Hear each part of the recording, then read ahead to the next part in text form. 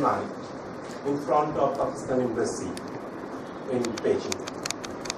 His wife was detained for re-education in Xinjiang.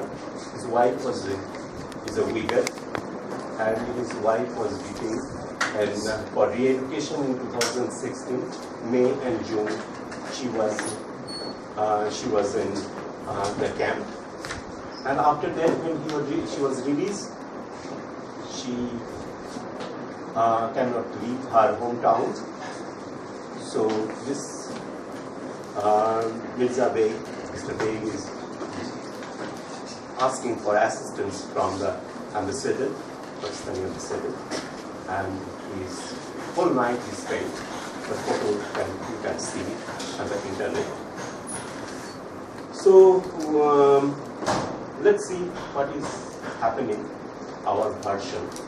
So here Bhavna will deliberate on the issue.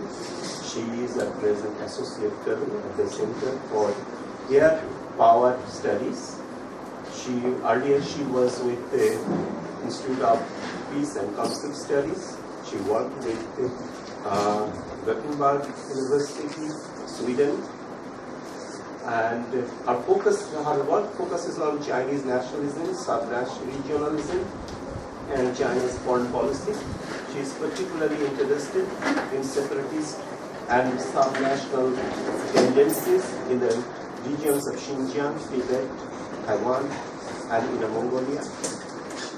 She has authored a book, China's Discursive Nationalism, Contending in Soft Realms. She also edited one book, India, China, and Sub-Regional Connectivities in South Asia. So, her long research, she's hammering on these topics for a long time.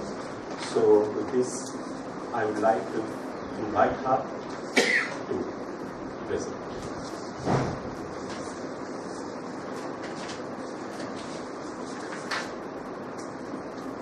Very good afternoon to everyone. This is actually after a long time that I'm making a presentation, since I took almost a 4 years break in between due to maternity. I'm basically trying to look at Islamization of Xinjiang and the need for de-radicalisation. As we all know, over the last 2 decades at least, Xinjiang has become extremely radicalized, with almost, on an average, one incident over the last 10 years. So what I'm trying to do in this paper is look at how the Chinese approach is shaping up in terms of containing the 3 evils of separatism, terrorism, and extremism. And what has rendered these Muslim communities in Xinjiang to become radicalized, and how the political and religious influences are playing out on the indigenous communities, and what the government has done towards de-radicalizing these groups. With a bit of an introduction, as we all know, Xinjiang shares international borders with Mongolia, Russia, Kazakhstan, Kyrgyzstan, Tajikistan, Afghanistan, Pakistan, and India.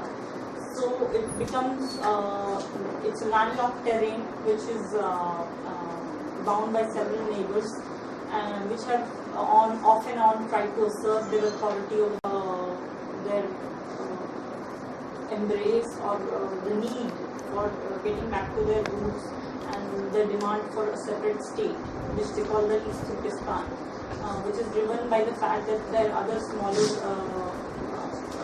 ethnic brothers, they used to call them smaller brothers, the Kazakhs, Kyrgyz, Uzbek, and Tajiks. They have already formed their own separate states in Central Asia. So the inherent comparison from the Uyghurs then is that we being in more majority, we have not been able to found a separate state for ourselves. Second motivation is economic and social reasons. There are sentiments of relative deprivation and religious suppression, along with inequitable development, most of the eastern part of Xinjiang is the northern tip is more developed and the southern tip is less developed. So there are always comparisons in terms of regional development. Other economic reasons include China's preferential treatment given under the Western Development Campaign. There are certain communities which benefit more and certain communities which benefit less. So there is always an inherent struggle in terms of getting economic benefits from the government. There are also social reasons. Social reasons include religious suppression, where most of the Chinese government does not allow the Uyghurs to practice their own faith. They are not allowed to wear veils. There are conditions put on the way they appear, or the kind of beard they can have, how much inch of beard they can have. So stuff like that comes into religious suppression. There are also differences in perception of balancing indigenous cultural development.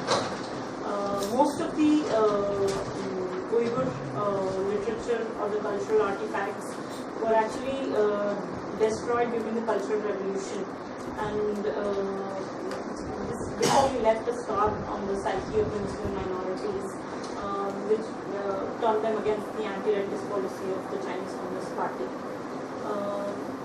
Another reason for embrace of extremism is the strike hard campaigns, which have been targeting religious education since 1996.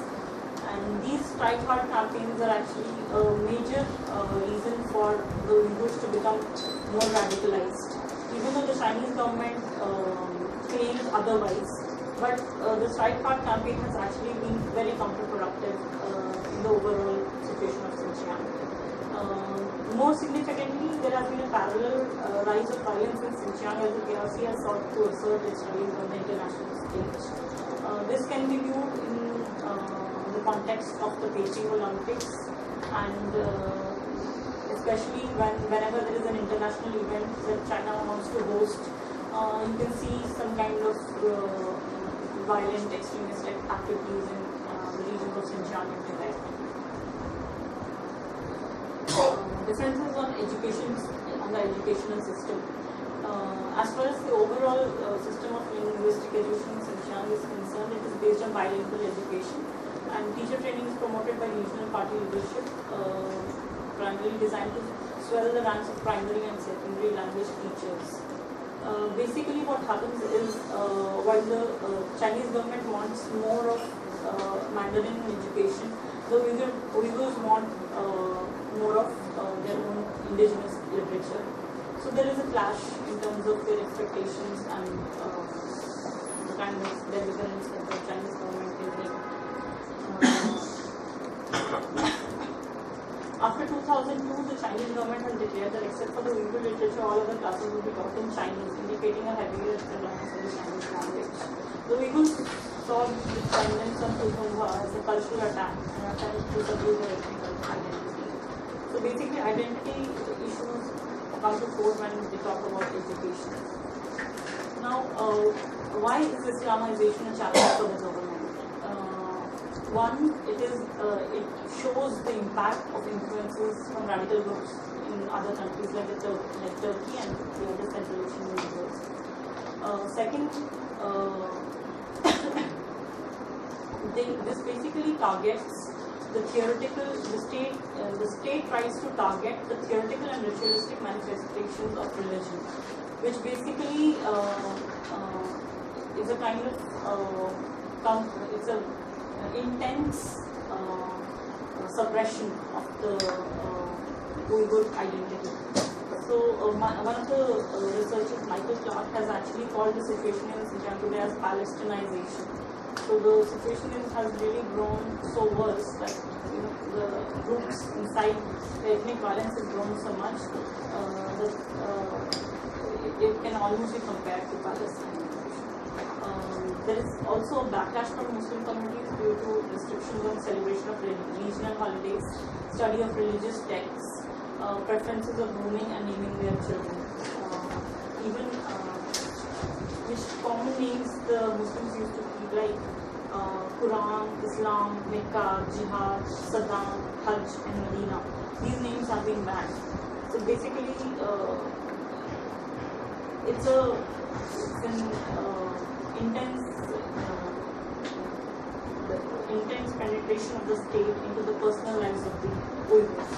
So this is basically, the state is able to do this because it makes a threat of barring them from the household registration system, giving them access to healthcare and education if in case they go against the state.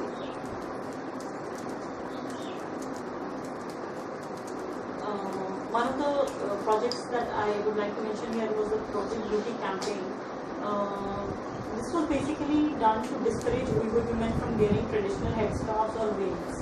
So the state would rather promote campaigns like this to so that they would give up their inhibition to remove the veil. Modes and agents of radicalization. The most prominent ones are being the East Islamic movement, or what we call the Futan forces, and later the Turkestan Islamic Party, which was reorganized along with the religious lines after the demise of the Eastern Turkestan People's Party. They have come up with slogans like "Down with Socialism," "Take the Karim Basin," "Establish East Turkestan." These are basically the ethnic calls. Then again, militant groups have exploited the porous borders with Central Asia to establish training camps and move explosives and small arms into China. So it's very easy for them to access these several small other radicalized groups along the border. And most of the targets are basically young students and entrepreneurs who are traveling for business. These groups, these targets basically then receive physical training and also basic skill such as assembling and disassembling different weapons and shooting. One of the prominent aspect of this problem has been propaganda, both from the Uyghurs as well as the Chinese government. A report by the Uyghur Human Rights Project titled "Trapped in a Virtual Cage: Chinese State Repression of Uyghurs Online" documents how the internet has been used for state propaganda and as a medium for rooting out peaceful opposition instead of serving as catalyst for change. And so basically all the counter narratives to the state have been suppressed. Ever since the 2009 riots, social media has been highly censored. Most of the popular sites such as the TRM, Salkin and Shabna, they have been shut down, and millions of videos posts of the Uyghurs have been removed from the internet. The report also highlights how increasingly sophisticated cyber attacks emanating from within China are targeting overseas Uyghur groups as well. We also have to see why the government itself is also a part of the problem. It's not exactly a part of the solution. First of all, they exaggerate the threat from the Uyghurs. Earlier, Wang Lechuan in 1996 claimed that these are just a handful of criminals here and there, and the government can easily handle them. But later on, from 2000 onwards, when they took out the document number 7, which identified extremism, separatism, and terrorism as threats to security, they started dealing with these groups in a more hard-handed fashion. The problem here was that even this document did not define the terms in a very precise manner. So, how do you define extremism? How do you define separatism? How do you define terrorism was largely left it was left to the understanding of the reader. Then there have also been attempts to manipulate the discourse by exploiting the remoteness of the region. Basically, the discourse of the Uyghurs does not come out much in the public, or you can say the mainland bordering the shores is not even aware of the kind of repression or the kind of social problems that the Uyghurs go through. And sometimes even they not only co-opt certain of these elites, but they also use them as their own spies. So they try to infiltrate the ranks of the Uyghur community itself by plotting many of them as spies for the government. The government also does not recognize the peaceful groups like the World Uyghur Congress and the East of Islam Movement and Israel. Both these groups are also not welcome to discuss with the government. So there's basically there is an obstruction in dialogue. There is no way that the Uyghurs can express their views through their own leadership, because most of the leaders who are associated with the World Uyghur Congress, like Deja and the East of Islam government in Israel, they are the people who have the benefit of the faith of the people. They are trusted, and they are also not allowed to express the sentiments of the Uyghurs. Attempts to how the government attempted to counter these extremist tendencies. Basically, first they have tried to co-opt the local elite. Second, they passed a law in March 2017 which tries to curb religious extremism in the region. This law, this is the first time that they have actually come out with some kind of definition in terms of what extremism is. It covers a wide range of daily life, including use of marriage, food practices, and national identity cards. They have also resorted to county-level propaganda that identifies 75 forms of religious extremism. So they are basically going, it's a top-down approach, they are going level by level from prefecture to counties.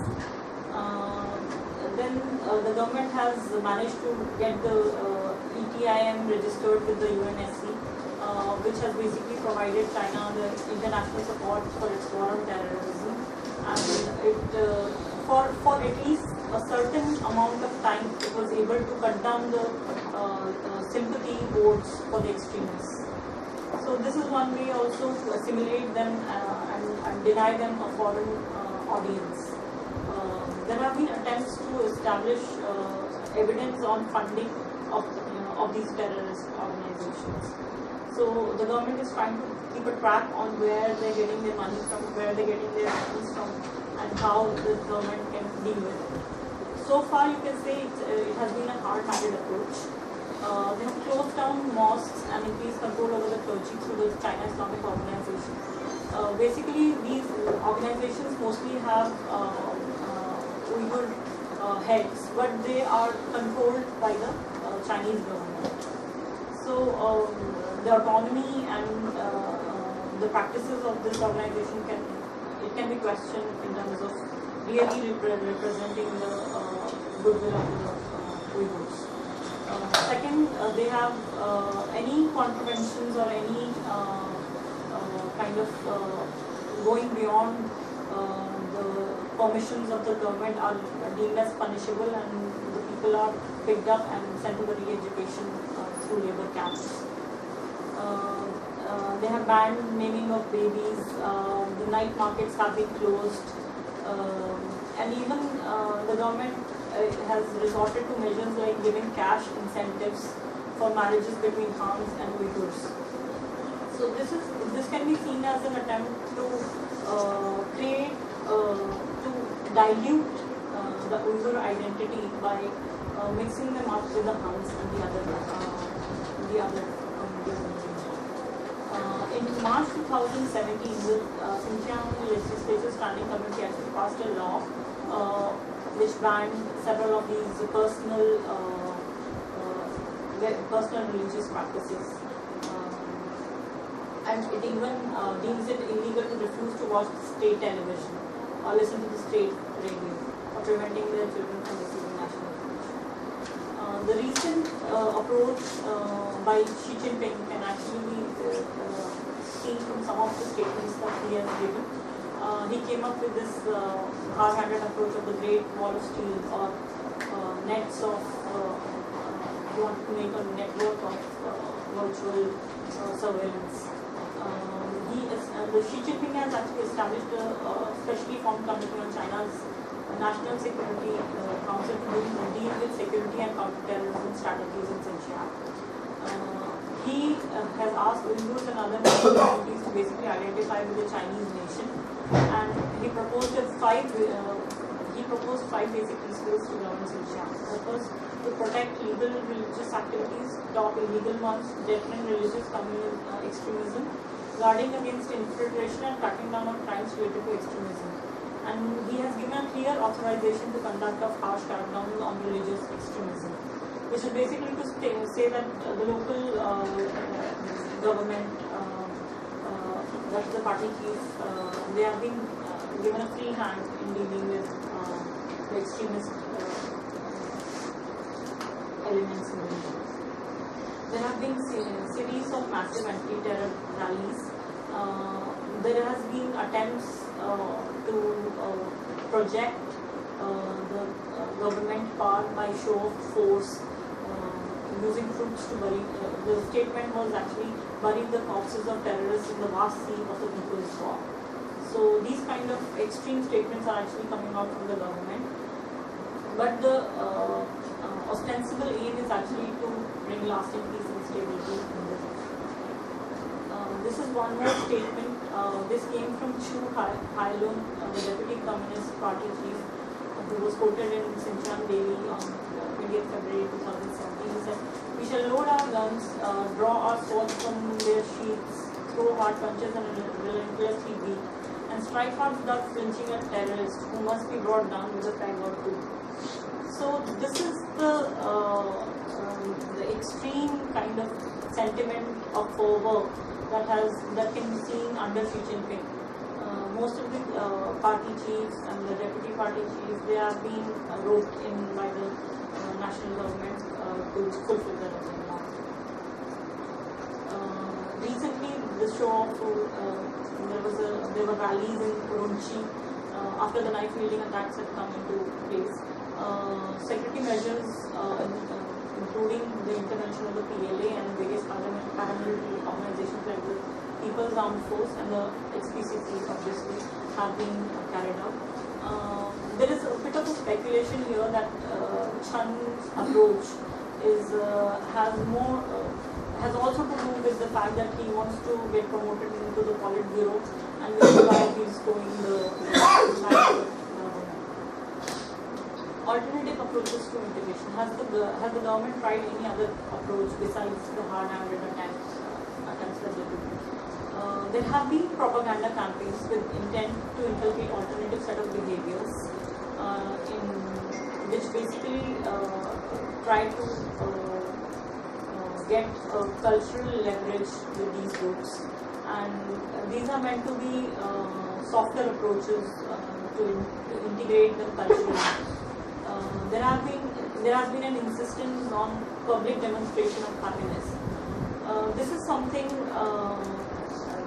This is a kind of a new approach that the Chinese government is trying out, but this has also drawn backlash from not only communities within Xinjiang but also Islamic groups outside. That is especially from Turkey.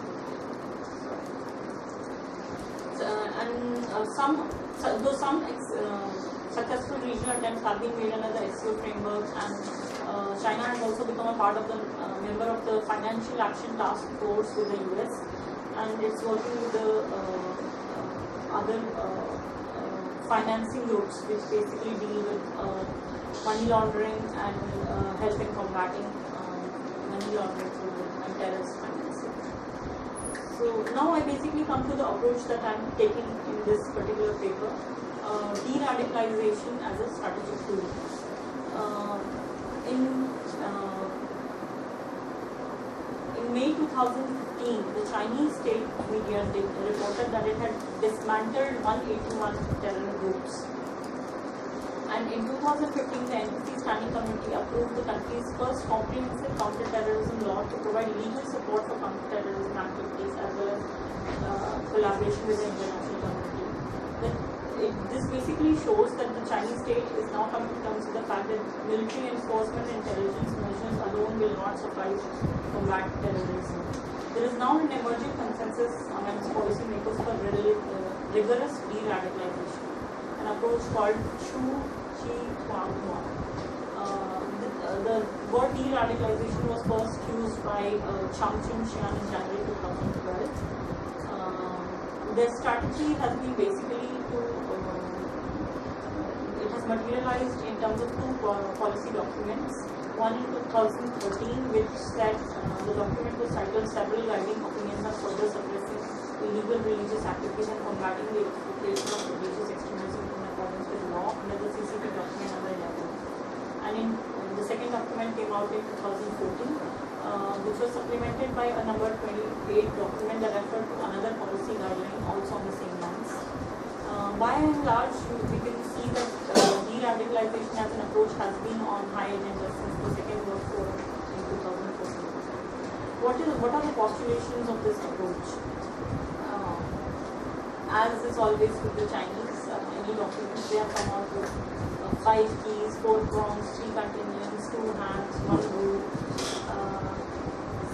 But what does this transpire into when we talk about what they have done on the ground? The 5 keys basically show an approach, a 5-pronged approach, which the government is trying to solve their different problems in the ideological, cultural, customary, religious, and legal realms.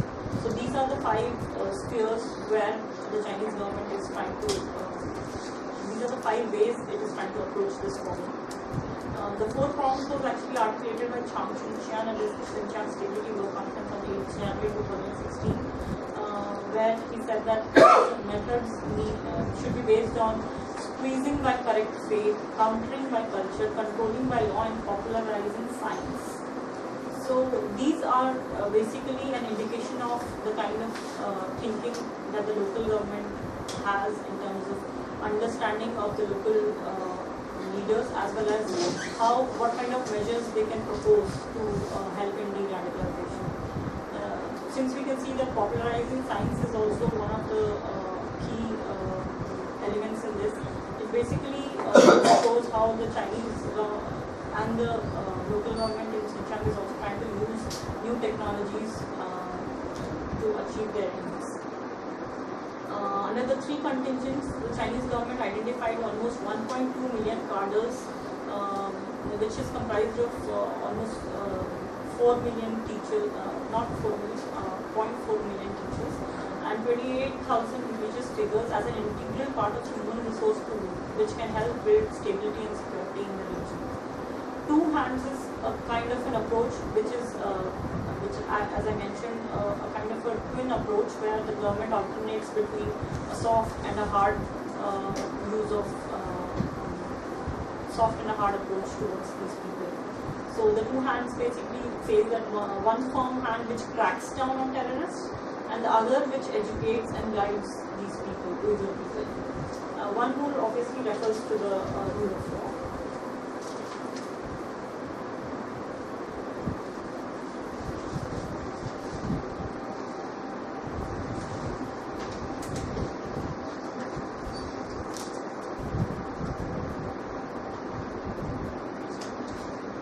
What are the other provisions under de-radicalization? The government has come out with a counter-terrorism law, as I also said earlier, on 27 December 2015, which for the first time introduces China-specific provisions on terrorist de-radicalization. There are 2 articles especially which mention this. Article 29, which is a general stipulation on social and custodial de-radicalization, and Article 30, which addresses post-imprisonment de-radicalization. In addition to the national law, it has adopted the SUAR implementing rules on counter-terrorism law.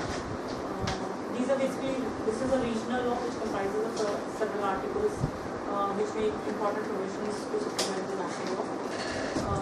Xinjiang experiences. This is an initiative by the prison administration, which comes under the Department of Justice.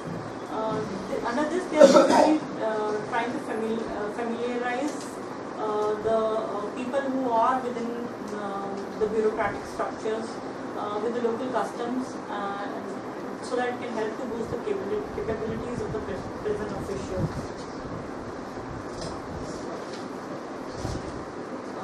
Another major project which has been the face of this de-radicalization campaign, has been the Found the Issue project. This is a special mass line campaign started by the government to investigate the conditions of the people and with an aim to win their hearts and minds. They are also providing religious counseling to dispel extremist ideology by inviting reliable Islamic scholars and religious leaders to give counseling to the radicalized detainees. The government has also established several joint mechanisms to garner external support from governmental agencies, and several civil society organizations have also been roped in, which basically talk to the de-radicalized prisoners and ask them to again spread the message further after having gone through those programs, so that they can curb extremism. Claims of success. The government has actually announced that this project has been a success.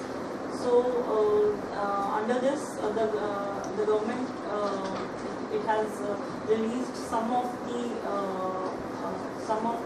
detainees in the political education camps. In 2014, 2 inmates were released and sent back to their home prefectures. And more recently, China reduced sentences of 11 people in 2016 who had been jailed for threatening state security. However, such claims have been discredited by the Uyghur expatriates, who dismiss it as Chinese political propaganda. More interestingly, the commutation of sentences occurs largely after these people have gone through a process of self-criticism. So in this particular aspect, you can see a revival of Maoist practices. Since Mao was the one who laid a lot of emphasis on self-criticism as a manner of getting back into the system. So even these detainees, whoever is being left, whoever is being allowed to go back to their home prefectures, most of them are allowed only after they have gone through that process of self-criticism. However, there are certain concerns that still remain unaddressed. One is the reintegration of these released prisoners. What do they face when they go back home? How do they reintegrate with their families and the communities? And also a kind of a social stigma that then becomes attached to them. Second is providing employment opportunities and creating socially viable integration environment for their integration. This is regarding the level of the released prisoners. But if you look at even at the policy level, de-radicalization basically benefits only some radicals who have either they have served their complete term, or the local authorities have found them to be lesser extremist in comparison to their other inmates. And the state basically, despite these attempts, the state comes under a scanner for its resemblances to a more authoritarian regime. These political education camps have actually been dubbed as little jails, or the state is basically an attempt to form something of a surveillance state in Xinjiang. So another concern which has remained unaddressed has been the spread of global jihad, which basically this has given the Uyghurs a new rhetoric or a narrative to oppose the practices of the central leadership, because we can see that there is a shift from their original cause of political autonomy to now they are growing more radicalized in terms of demanding their own state. So there is a shift in the kind of narratives that are coming out from the Uyghurs recently. This is a kind of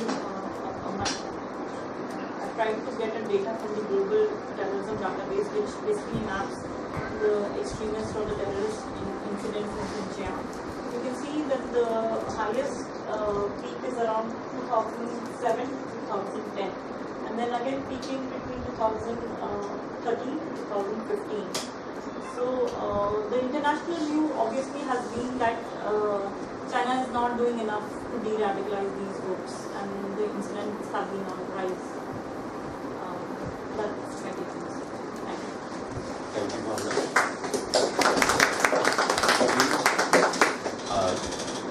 Very elaborate picture of what is happening as far as de-radicalization is concerned. But as the title, she has mentioned Islamization of Xinjiang. I think, what does it mean by Islamization of Xinjiang? That we have to understand that Uyghurs don't always identify with Islam. There are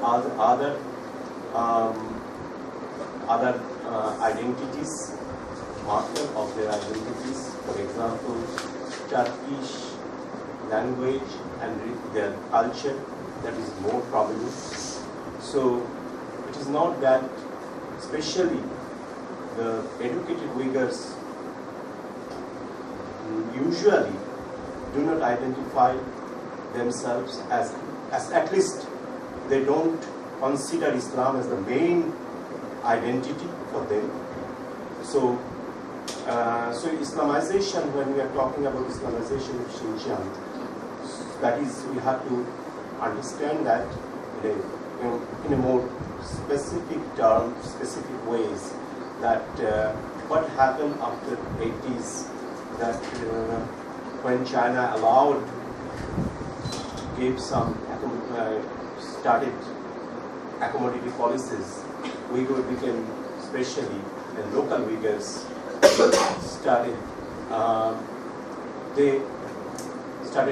those mosques were demolished during Cultural Revolution. They started reviving those, rebuilding mosques. All these things were happening. So much more free atmosphere was there in 1980s. So that in that context, we have to understand Islamization in Xinjiang. But what is radicalization or extreme or violent form of separatist protest started actually after 1990s, when Chinese conservative leadership after Tiananmen Square movement came to power. So we have to understand this extremization or radicalization of Xinjiang in that context. So actually Tiananmen Square massacre, or after that the leadership change, that discontinued many accommodative policies of 1980s. And in that context we have to understand Islamization in Xinjiang. And de-radicalization, so in 1996 when China came up with this, what Bhavna mentioned, that the document number 7, where they defined extremism, and it's actually 3 evil forces. So that time they defined what is extremism, and now trying to say that this extremism, this is enough. Now we have to de-extremization or de-radicalization this group. So with this, I want to open for question and comments from you.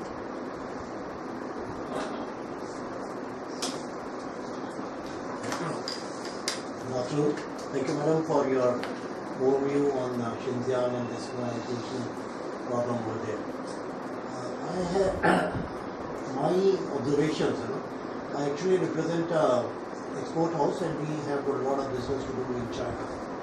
So I know a little bit of China and all.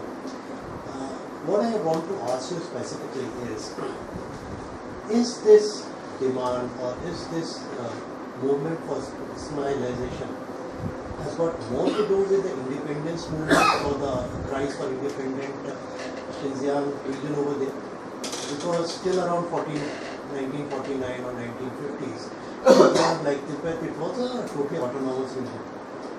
China says it was a part of China mainland, whereas these guys, they assert their independence, number one. So is this, have they need to express a different identity from the mainland Chinese is a way to express their desire to have an independent nation state. That's my one question over there. Number two. My number two question is that this kind of a movement, Islamization is almost going through almost all states. It's going through in Middle East, it is going through in Kazakhstan, and even our Kashmir also is similar kind of thing. Now, if you look at it, some of the things what they have done, like bringing in a lot of Han Chinese over there, promoting intercaste marriages, interfaith marriages, clubbing on the Islamist with a very heavy force. So that has been able to bring down the price for independence to a greater extent. So should this kind of policy be also adopted by other states also? So my question may be... two questions. History and what is the result? What could be the likely effort? Should we adopt this kind of a China model in other states also, other countries also? And any more questions?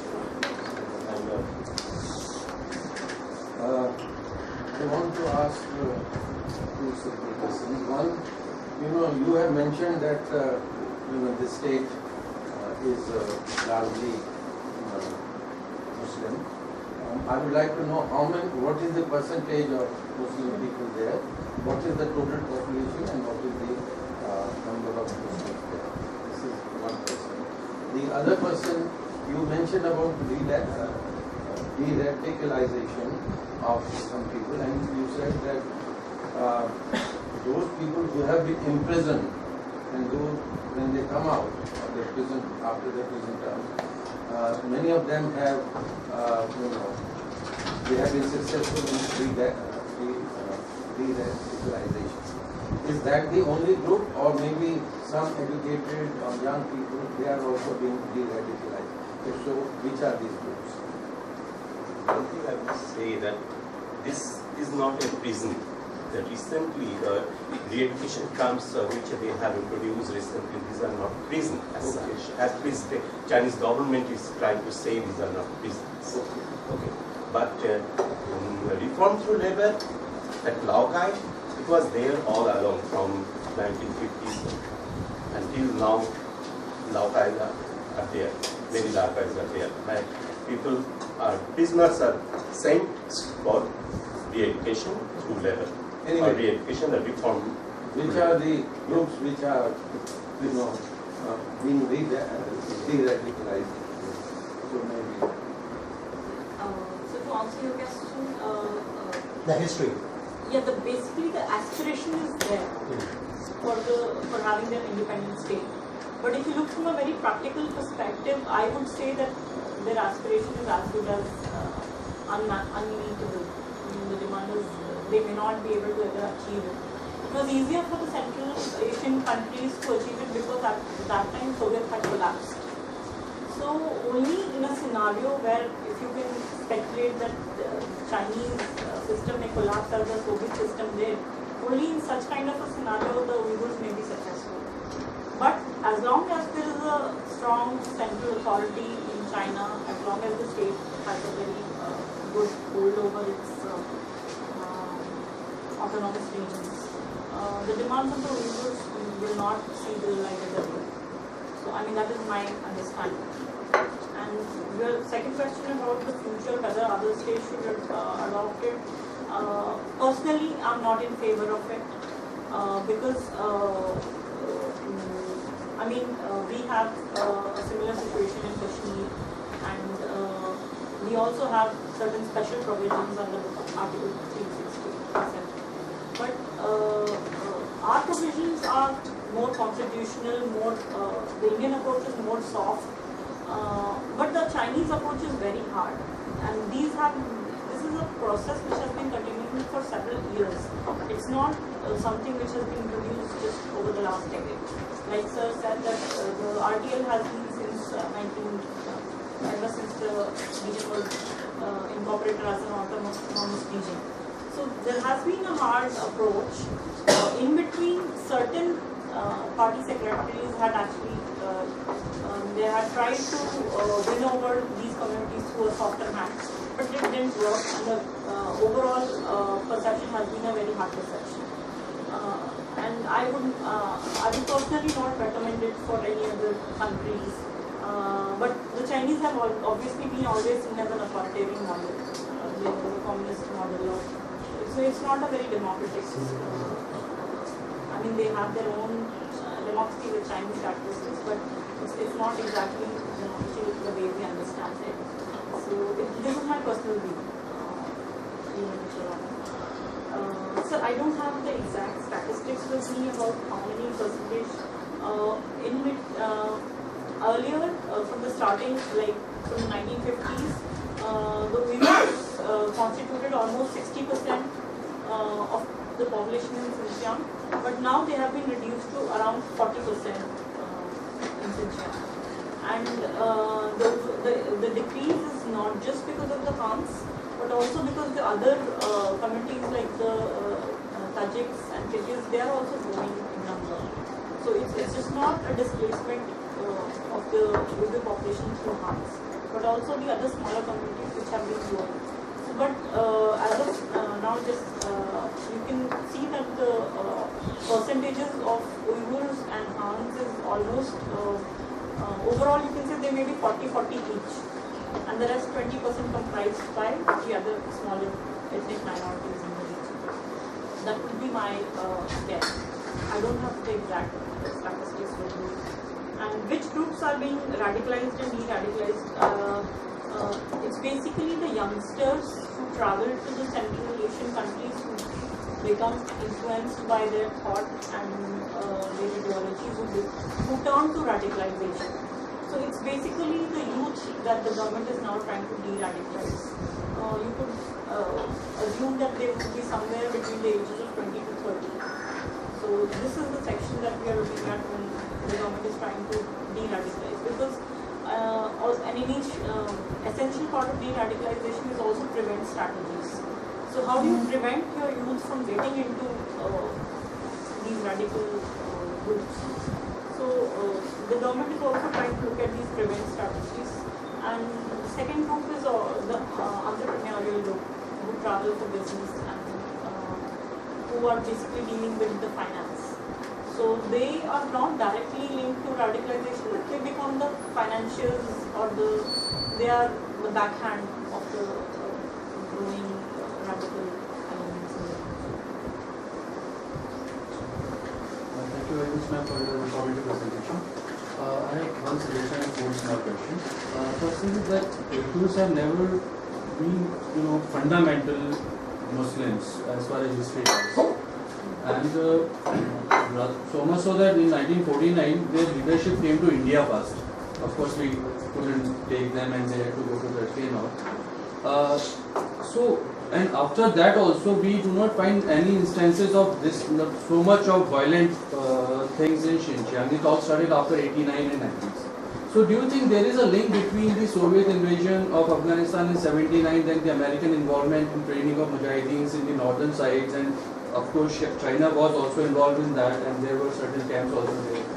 So is this all started after that, after 89, or after dismantling of those camps? This is my question, and if you may look into this aspect also.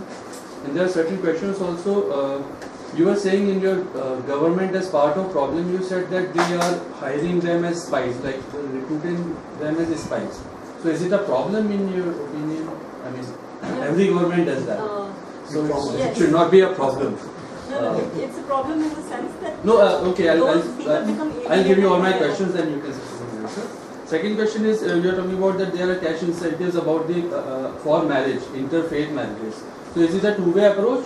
I mean, Han man marrying Uyghur girl and vice versa, or only like the upper caste and the lower caste thing? So, and you said that the strength of PAP, People's Armed Police, is 260,000 in Xinjiang. So from where did you get this figure? I just wanted to know the source. And the fourth thing is the public demonstration of happiness. What do you mean by that? I mean, they actually start dancing, or What is I don't. But this actually is not limited only to Xinjiang. You go to any city in China, they finish their office at 5:30. From 6 to 8, these guys are dancing around in the road. Yeah, well, actually, in some ways linked to that, I mean, to what extent have you looked at the, I mean, you mentioned almost in passing the international dimensions. And you know, so you have the neighboring Kazakhstan, Kyrgyzstan, and even Pakistan. And from what the data is available, are there any, all right, seen from their point of view, from the point of view of radicalism, effective linkages? Or are all these countries so intimidated by China or so bribed by China or whatever, so that it is really now, because one saw ups and downs in the approach of Turkey, for instance. You know, at one stage, you know, Erdogan was making sort of really and that sort of stuff, and now it's all turned quiet. And so, is this the sort of thing we've been looking at in this? And of course, the second question is really not a fair question at all, because it's really how you know.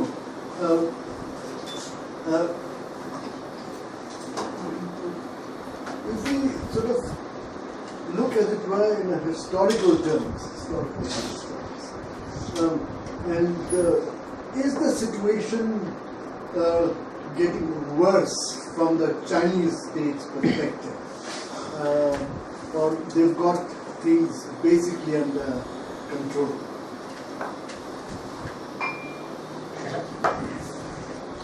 I think my question is really linked to both from my right and my left way, but it's not a single question. You spoke about Islamization in Xinjiang. Is Islamization the real problem then?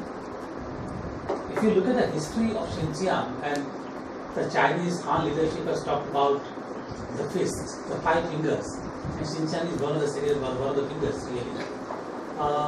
I get a sense that these fingers are not very anatomically joined to the palm really. There is somewhere that kind of instability. So my question really is, what is the issue here?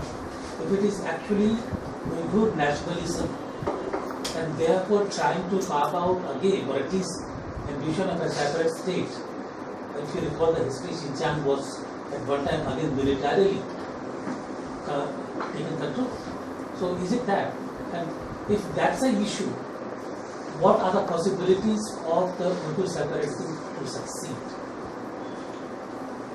And in that sense, would the Chinese actually require something more than what they're doing at the moment in terms of just the national re-education camps and so on?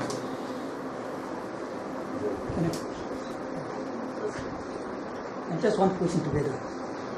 Related to these questions? Almost like this. Okay. Yeah.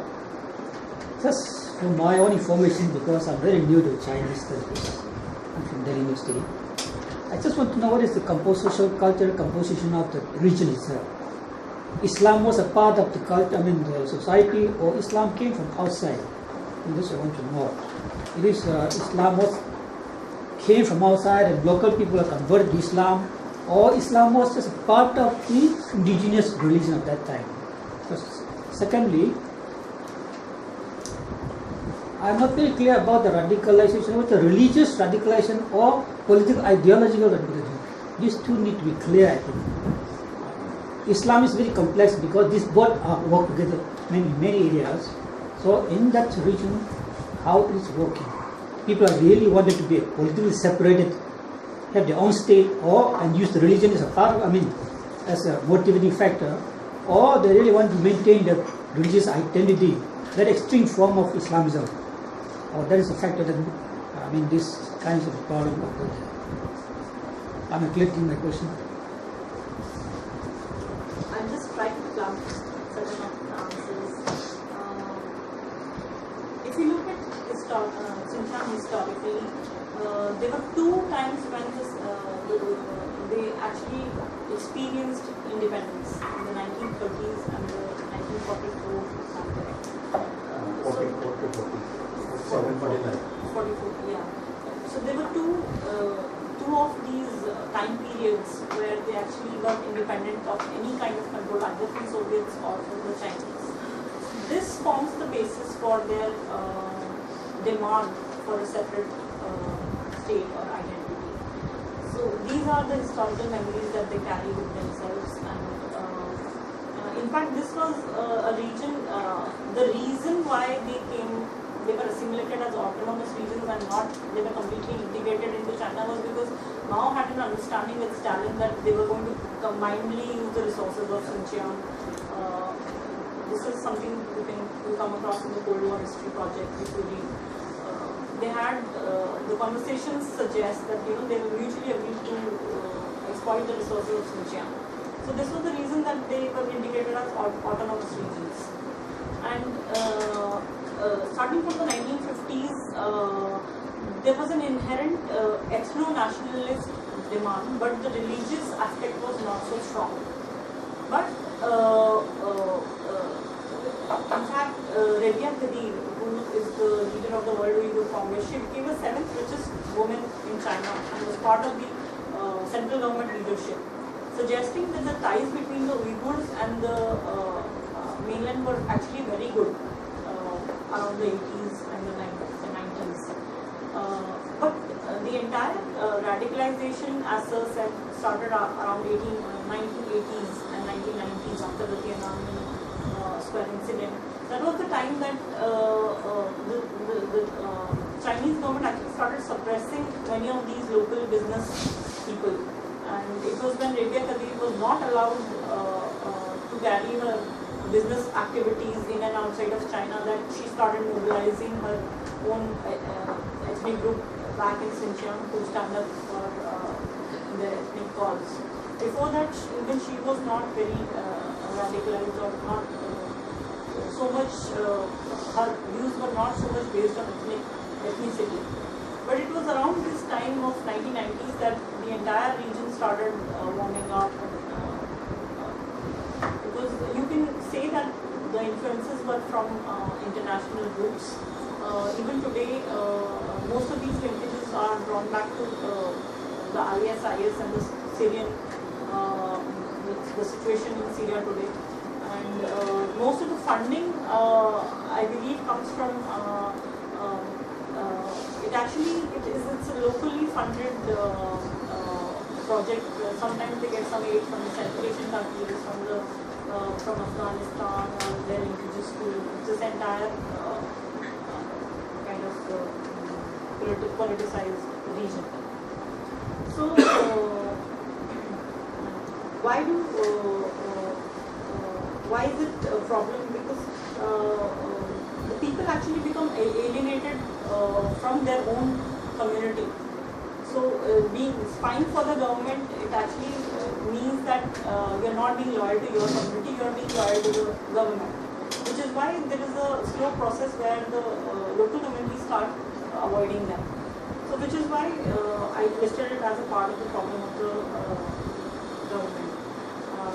Cash incentives, it is only for the Hans to marry, to be married to the Hans, basically. If you marry into your own Uyghur community, obviously. No, Uyghur girl and Han boy, or both Han girl and Uyghur boy, both. I think it is. Unlike us, both. The The other one has to be Han and Uyghur marriage, it was more common, or not very common that time also, but among elites there were some instances in 1980s and 1960s, and then started changing, and especially now it is a rare incident. Of course, the Chinese government is trying to promote and trying to encourage people to live in this kind of interracial marriage. But this is a rare kind of incident, and Go against the official line. So that may be something which may be a part of this public history of happening. Regarding the international dimensions of the Uyghur issue, so there are many international linkages which figure in. First of all, they have a lot of linkages to European NGOs, which help, just as in the case of Tibet, there are many Europeans who are involved. Many European NGOs help projecting their cause, but they do it through peaceful means. And in terms of radicalized groups are concerned, most of their funding is basically from Islamist groups in Central Asian region. And if we look at Turkey's approach, I think it's not just Turkey that did the de-radicalizing, but also the Chinese government. It depends on who comes into power and who deals with Turkey. So when the Chinese government actually needed its help, they went with an economic aid project and we want your help for the Xinjiang issue, and they approached the Turkey government. But once their objectives met, the Chinese government did not show much appreciation for the Turkey. It was just like, it was a kind of silencing their approach to the Uyghurs. So that was the main objective of the Chinese government, and I think they achieved it pretty well.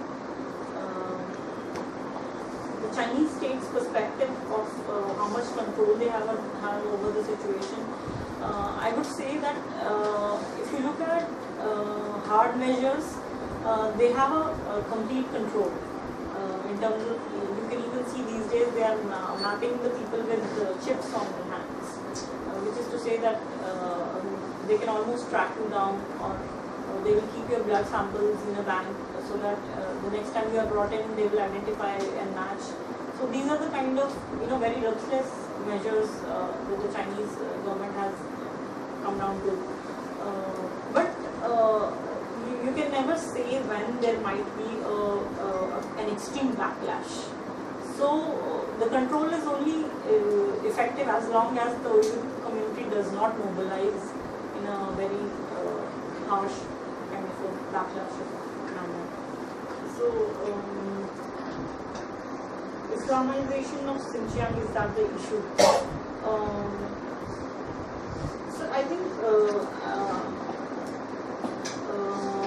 the Uyghurs earlier were, it's an ethnic identity, which they were not so much into day-to-day practices of Islam and day-to-day, which is why the government is using the term radicalization. Because what happened was, over the years, when the government started using these measures and incentives like intercaste marriages and suppressing their religious practices, these groups actually started identifying with Islam. They, from an ethnic identity, they started identifying with the day-to-day customs and rituals and why the government is suppressing our culture. So that is when they became radicalized. So it has to be, I think it has to be seen in that perspective. And there is obviously a difference between their political ideological radicalization and the radicalization of the group. I have not looked very deeply into that, and so, but I will look into that and get back to it. Just a little footnote on this. I mean, clearly the whole point about the three evils the Chinese treated, they always see. They just, when they speak of religious extremism, spiritism, terrorism. So it's not that they see there's one more than the other. And central concern is Xinjiang. Whereas are these three in their most extreme form, because that's where the major concern is. Tibetans don't worry about that much. Just a very brief intervention here. My suggestion, and I think you partly got the same, is that it is not really Islamic radicalization per se that is problem. My sense is that the separatist forces is gaining force getting prominence there, and they are using Islamization as an ideology or the ideology of extremism as a means to go in that direction. I don't know how far they can succeed. That was mentioned, the Chinese will use those 3 E's to really control, but again, let us see. Second thing is that you talk about Tiananmen and whatever in Xinjiang. I think the connection is very tenuous. The Chinese claim that de-radicalization has been successful to a certain extent in the Xinjiang case. But from my perspective, I would say they have not succeeded, because just as I showed my last slide on the kind of incidents that have been off and on, you can never predict when another incident may just spark off. So their attempts at de-radicalization have not really been very successful. But the official stand is this state that it is successful. But has it been successful anywhere outside China, or has it been tried outside China? It has been tried in Europe. In fact, there are major projects which are actually working on de-radicalization now in Europe. They are looking at several regions and how to de-radicalize. This entire movement of thought is coming from Europe actually. They are now working on a lot of projects, and I think I'm not sure whether it has been successful somewhere else, because I have not dwelled on that aspect. But regarding your second question on BRI, I think that is one of the reasons why that state's approach has become even more hard-handed, because they want to control this region so that whatever investments they are doing in that region are not kind of disrupted or brought down by the local elements. And I think it's more of a win-win situation there for the locals and the Chinese government, and I wouldn't think that there would be much of an opposition except for that who wins the tenders. So, because they would also want to benefit out of the kind of scope that the BRI will provide for the development of Xinjiang.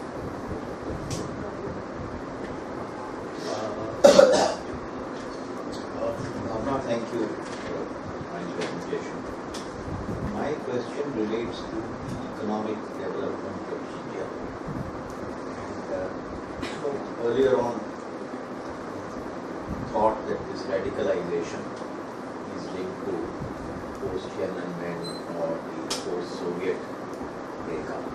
But is it possible that this phenomenon has increased because from the late 90s or mid-90s or so, the Western development program took off. But it appears that the effect of these development programs has been certainly improved much better economic growth, but a lopsided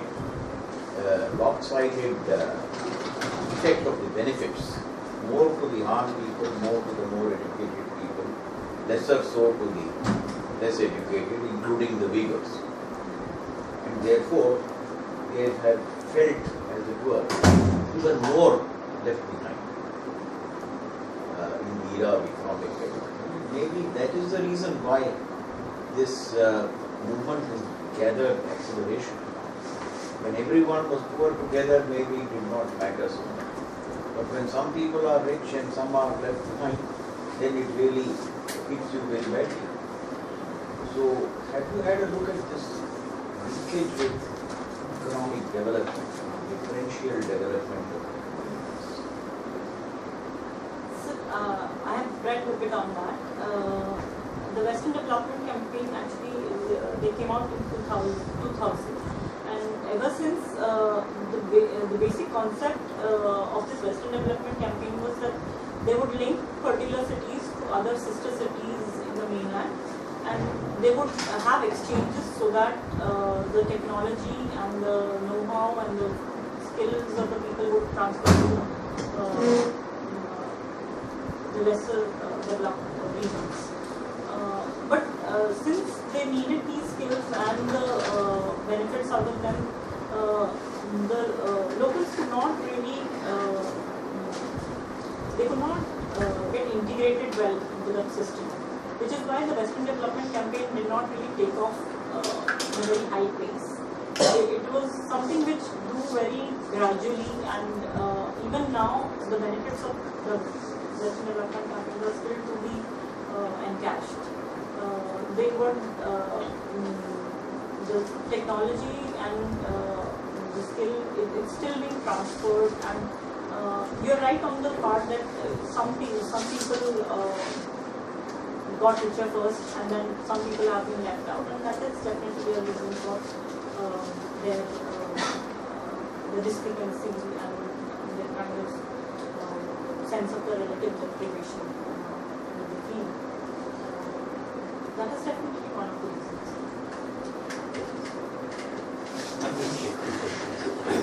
My question is on support from Pakistan, from POK-based jihadi groups, which was quite much 15 years back. But now the Chinese influence in Pakistan, it has been, as per my information, it has been reduced considerably. So what is your comment on this? I think one is the comment and partly firstly when we were talking about funding, the funding came when the Afghanistan was getting radicalized, Muslim movements were starting. For example, the typical example is the Saudi funding. Saudi funding came for some of the groups also, and at one instance China also officially also accepted funding for their improving the madrasas and the mosques and other things, rebuilding the mosques, which we were happening in the Cultural Revolution during that time they demolished. So that is one part of the issue. But I think most of the especially the German NGOs or the so-called non-government organizations, they still have a role. Most of the support coming from EP, from Turkey, from the German. I don't know how much information you have. It's difficult to get all the information. Then finally, the Uyghurs, they feel that they are very much against not teaching of their languages, not allowing them to practice the way they were practicing Islam. They were not the Wahhabi group initially.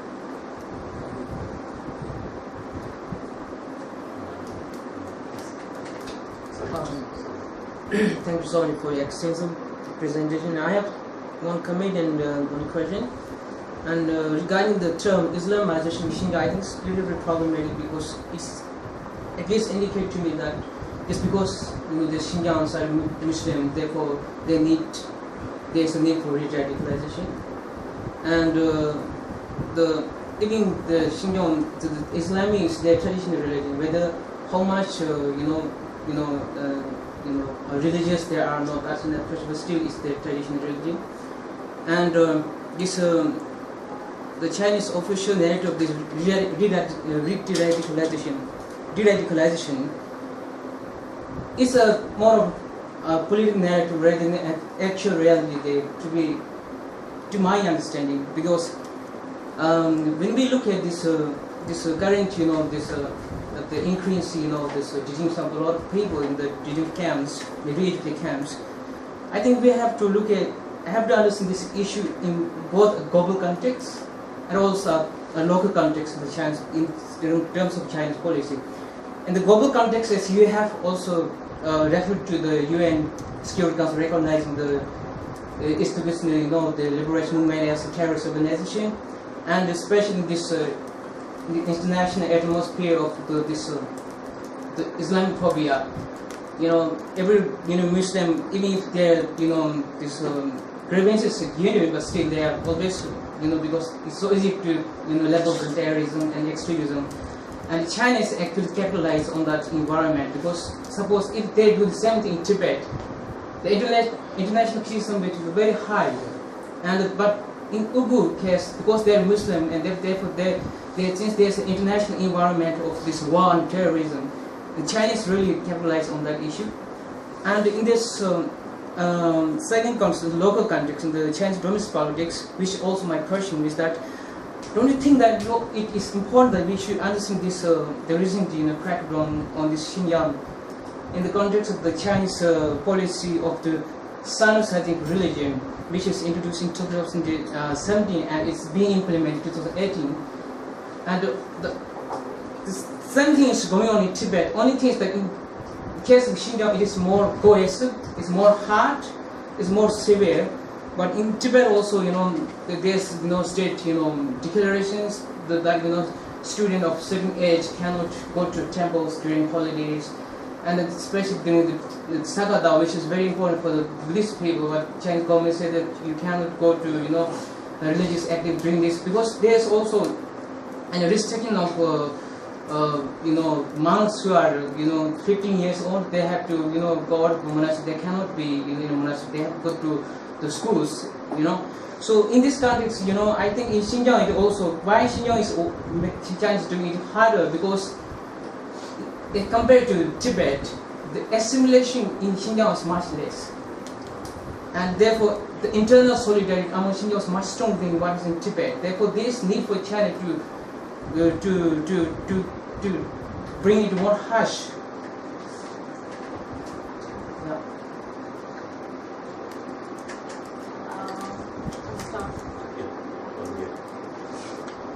Whatever way you use. I think why I used the term Islamization was because I wanted to bring out the fact that the religious sentiments are gaining an upper hand in comparison to the ethnic sentiments. Because earlier you could see that the Uyghurs identified their struggle as ethno-nationalist struggle. But now the elements of religious extremism are also getting more and more integrated, or more and more, they are coming more out in the open, which is the reason I used the term Islamization. It's not to kind of, it's not a condescending approach, but rather just to show that how certain communities change their orientations over a period of time. And if you want to compare the situation between Tibet and Xinjiang, you can say that the Xinjiang leadership, it's not internationally recognized. The Dalai Lama is he has such a high regard in terms of religious identity. Rabia Kadir has no standing on such at such level. So she's not able to articulate the demands of the Xinjiang people at a very assertive manner. But when the Tibetans are concerned, their religious demands are articulated very well. The Chinese have done the 8-round of talks. They have gone on tables to talk about the situation in Tibet. But in fact, if you see the integration of these two regions, I think Tibet is more integrated into China than Xinjiang is. Because they have already reached certain understandings about the kind of system that is there. The Dalai Lama has articulated that I don't want political autonomy. We will go for the middle way approach. I'm fine with Tibet being with China, but we want our religious rights. That is all that he wants. But the Xinjiang they are still asking for a separate state. The demand for their ethno-nationalist demand is still alive. They have not gone down to the level that no, we only want our religious rights, we don't want separatism, we don't want our own state. So we have to distinguish these two on that basis. And another thing is that the monks and the China, and these were the reason that they could easily go out and then get some source of funding and come back. But even now the Chinese government is not exactly able to say where exactly they are getting their funding. I mean, I have not looked so much deeply into I need to look into it. But it's very difficult.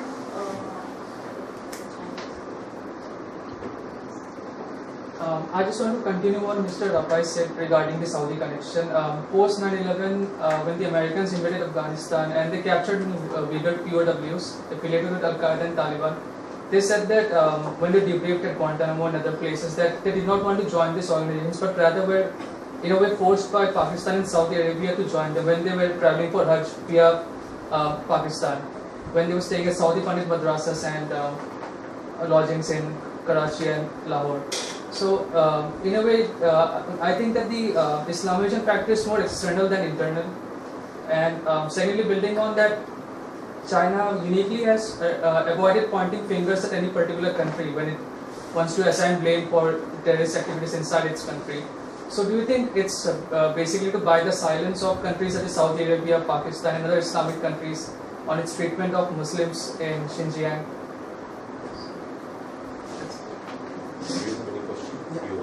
So I've got a small comment to make. Maybe it can be taken how the things are there. I've traveled to Urumqi twice, so I know what are the things over there. See, I think the main problem there is a kind of a national, nationalist separatism, because and the manifestation of this spirit is probably coming through in form of a radicalization of Islamic affinities. Why I say so? See, if you go to this area, you would be subjected to the same checks as a Muslim. I am a non-Muslim. I had a Japanese with me, I had a German with me. So they were also subjected to the same kind of check which was done to a Muslim gentleman. So it is not the Muslim identity or the Muslim radicalization which is the problem. The Chinese authorities, in my view, they want to suppress the nationalist feeling over there. So probably that is the wider angle to the whole exercise, why they are so harsh in Xinjiang rather than in Tibet. So maybe you could shed light on this view. One small question, if you will permit me.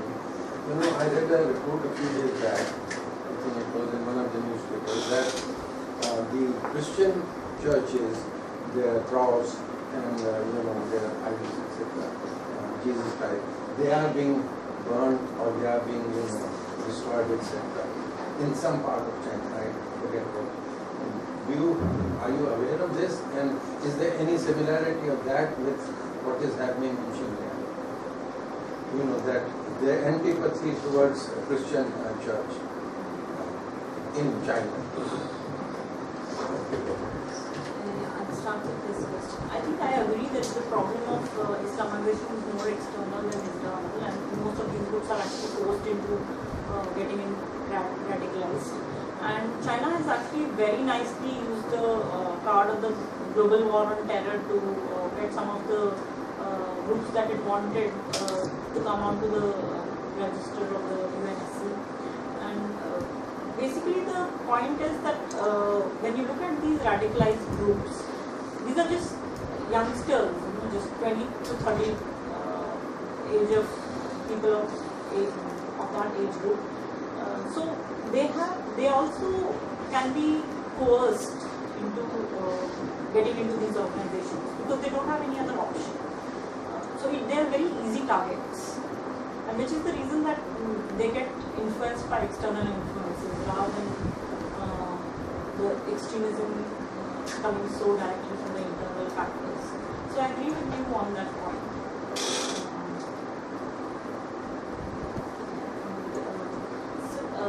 About extremism, ethno-nationalism being more becoming manifested as religious form. Religious form is the point is that the religious repression which has come in the last 2 decades has actually made them more aware of their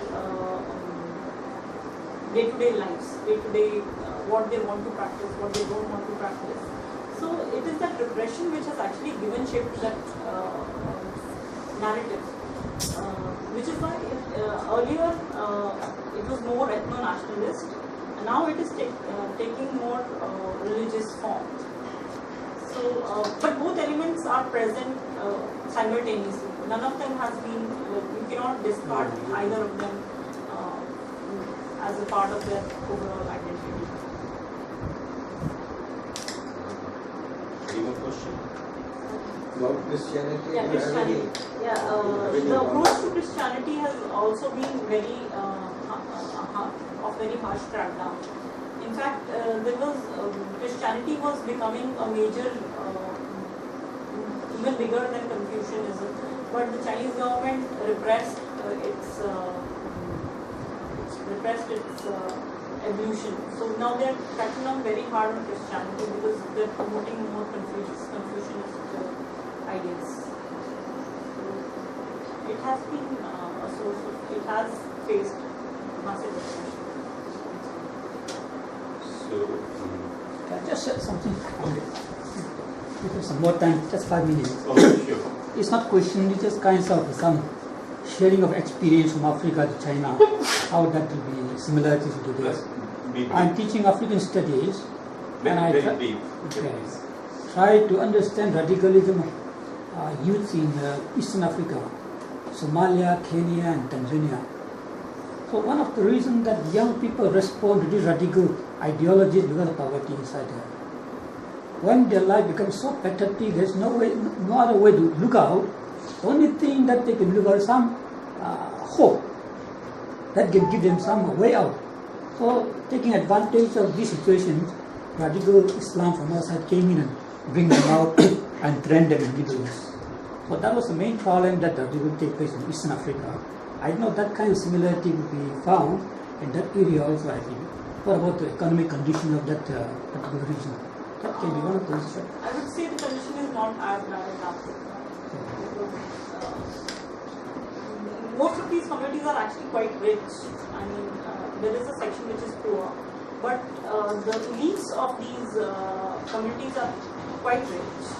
And Xinjiang itself is a very rich resource basin for oil, natural gas reserves, and since the local region itself is quite economically well off, the poverty is not a big factor. Unemployment is, but poverty as such is not a big factor in comparison to Africa. I agree with Bhavna that poverty is, we have to understand poverty in Xinjiang in terms of relative poverty. Relative poverty in the sense that the different economic difference between the Han and the Uyghur. So from that perspective, we have to understand relative poverty. So at the same time, what Mr. Uddalingam said that when there was poverty, everybody was poor, then there was no problem. So now, but in your case, the instance you are giving, you are saying that if they are poor, so they are inclined to radical views and radical opinions, they are becoming radicalized. So there is a contradiction here, you can see. But to understand these things, we have to understand that there is understand from the point of view of relative poverty. Relative poverty that when people's economic becomes little above the poverty level and little prosperous, they start thinking of other things. So they start demanding. So they become aspire for more